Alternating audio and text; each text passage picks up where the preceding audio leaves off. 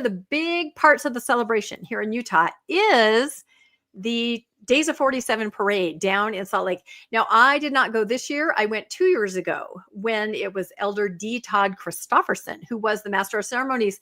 This year, do you recognize this gentleman, RFM? I do, but only because Bill talked about him last Friday on Mormonism After Dark, every Friday at 8 o'clock p.m. Mountain Time, except for this Friday. There you go. You got to get that in there. So this is President Holland, and he was Master of Ceremonies riding in a Mercedes. There he is. He had his hand stretched out. I had to it kind of looked like he was zapping the crowd. Is he the emperor? Yeah, I don't know. Or some apostolic priesthood something. Anyway, I was just having fun at work today. Zapping. Yeah. And I just kind of drew those on. I thought it was kind of fun. But yeah, it was a big deal. And there was a big article, a big write-up about it. And he says, I'm okay with the martial part. I don't know about the grand, he said, with his characteristic humor. Ha, ha, ha. Anyway, so he drives in his car and he drives down the parade route. Now, when I saw Elder Christofferson, I was with the group and we all went, oh my gosh, he was flanked by 6 burly church security guards. And apparently this is the same scenario here with President Holland. And now when I was at the parade, the apostle was flanked by all that heavy security. People were going, who is that? And then you see somebody from the state legislature, people coming by, no security. I mean, it really is very interesting. So here's a picture. People love President Holland. We love you, but you can see the security that's around him. I mean, you cannot miss this. So I, of course, had to make, fun little short about it, if you want to play that, Bill, just because I thought it's so, I don't know, is it excessive? Is it extreme? I'm not sure. As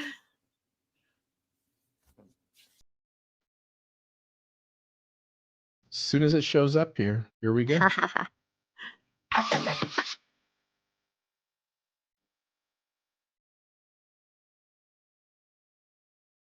So cool.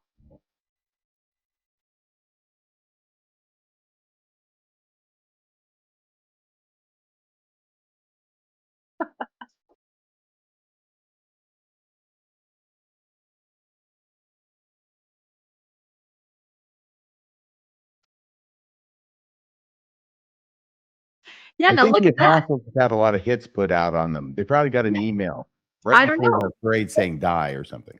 But if you notice, I called it the Elite Moroni Squad. And of course, my co-host Landon came up with because apostles always use protection. But this is something that you may not know. Do you see this badge here?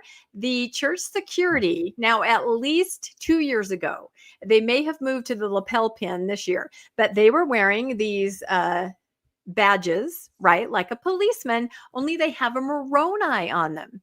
I think Porter Rockwell probably would have really wanted one of those if he could have had one. Yes, you know what Porter Rockwell said? Oh, he said, we don't need no stinking badges. We don't need those stinking badges. That's right. And so that kind of sent me down a little bit of a rabbit hole about church security, which I thought might be just interesting to touch on really quick. So it says they work for the church security. They carry a badge. This was an article the year that I saw Elder Christofferson, because I think that's when everyone kind of took notice. Wow. Look at this show of force, right? And look at these badges.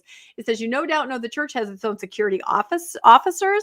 You've seen them patrolling the faith's headquarters, protecting the top leaders and safeguarding the temples and the historic sites. But did you know, like the fictional Joe Friday of Dragnet fame, real life peace officers, they do carry a badge. And there it is. It has a Moroni in it, which I thought was really interesting.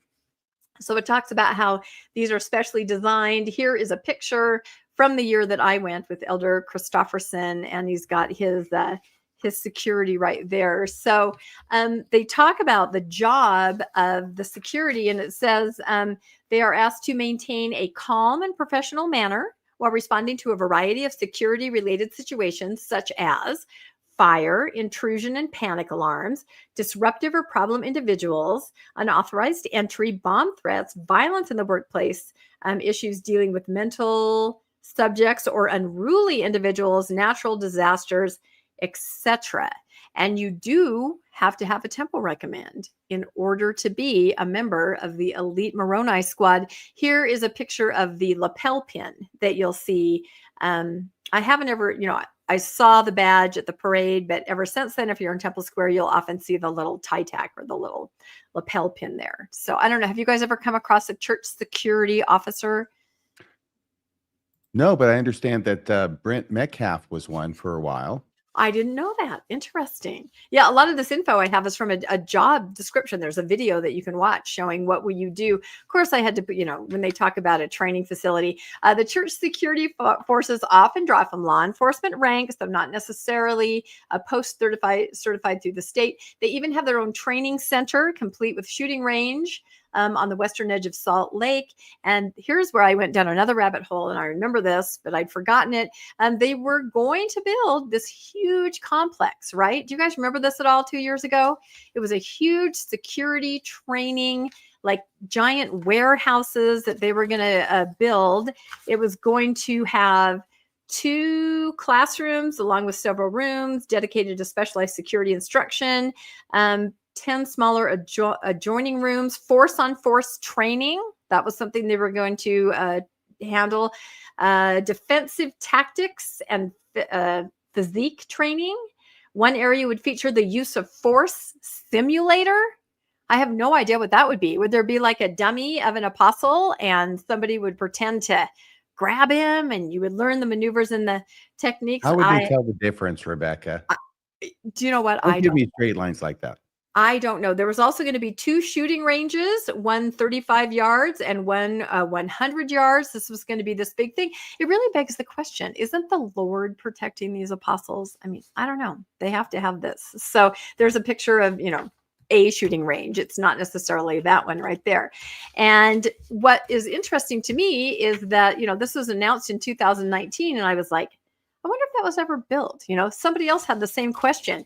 Was that ever built? Did it ever come about? So I couldn't find anything on it. So I finally turned to AI and they said the church closed its planned security training facility in downtown Salt Lake City. The facility, which was announced in 2019, was intended to be part of a large seismic retrofit. Basically, when they started working on the temple, they kind of scrapped plans for this. Although they do have training facilities. They did not apparently build this gigantic one that they were going to, although who knows, right? It could be kind of a shadowy thing. We have no idea, but I thought this was interesting. This person, do you guys, maybe you don't remember the tornado in Salt Lake City. There was a tornado in downtown Salt Lake City decades ago. I think it was in I can't remember, was it 1999? Anyway, it was 2004. Was it 4? Okay, yeah, it could have been. I can't remember now when it was, but somebody was January 4th, 2000. No, that says 2024 when this question was being answered. Yeah, I can't remember when that tornado. Somebody look at it in the chat for me. I want to say 99, but I might be wrong. Okay, so this person says they were downtown Salt Lake when that tornado hit, and actually one person was killed. I mean, it was a pretty big deal, right? And so they said they walked past Temple Square, right? And it said that church security was everywhere. Some were holding AR-15s, M16 carbines, obviously following some kind of security protocol, but it was the first time I saw the built-in paranoia of the church. They looked ridiculous. It was a tornado.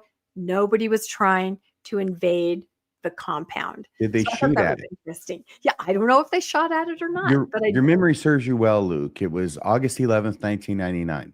There you go. See, sometimes I can just pull it out, right? I was trying to think, what was I doing? I remember the news, but yeah, so they definitely, they look calm, they look peaceful, but they are ready to spring into action. The only interaction I've heard of with church security, as far as among my friends, is I do have a friend who is a transgender woman, and she was hauled out of conference and taken off to the side and grilled, and they looked at her driver's license. And in the end, they said, we mistook you for someone else who's on our list of troublemakers. So that's the only personal interaction I have heard of. Some other transgender woman. I don't know. But anyway. By the way, if you look at the, let me see here. If I take this off here, you got that. There's theirs, right? Uh-huh. Which is somewhat similar to. Oh, interesting. You know what I mean? Yeah. But I don't know what is that City Hall in LA, whatever that building is with the huge tall spire on it. Yep. That some say the LA Temple kind of mimics. But I think that badge kind of mimics it too, with Moroni substituting in for the building. Yeah. No, I do understand they need security. Honestly, it's a global organization. They do need people. I would say they probably need it to help missionaries, right? That might be in tough situations. So they say they have about 200 security officers out there. It's just the badge that got me. Yeah. It just seems like dress up.